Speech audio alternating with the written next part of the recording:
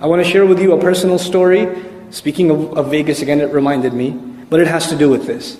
I met a family, I don't want to pick on anybody, but I want to share this with you because I think it's of benefit. Muslims, subhanAllah, in some parts of this country, they have so much money, that it's not lack of money that's the problem, it's too much money is the problem. And subhanAllah, some parts of the country are like that. So I'm at this family's house. Their house is probably, at least half the size of this masjid. I mean, it's like a serious house.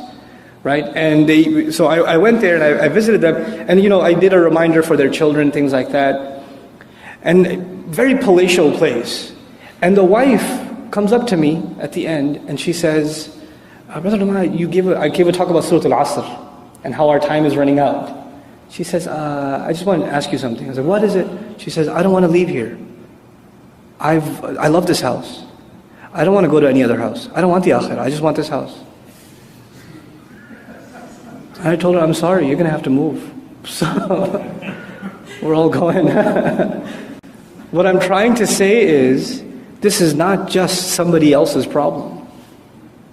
When you become immersed in dunya, we are not immune from developing that kind of attachment. If you find within your Muslim family, when you bring up the subject of death, or inheritance, or what will happen after you're gone, or who will pray your janazah, and people around you get uncomfortable and say, don't talk about that stuff.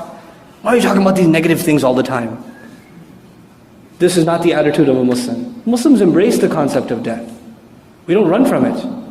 But when in our families, when the subject matter of death becomes taboo, you know what's happened? We've become أحرص الناس على حياة.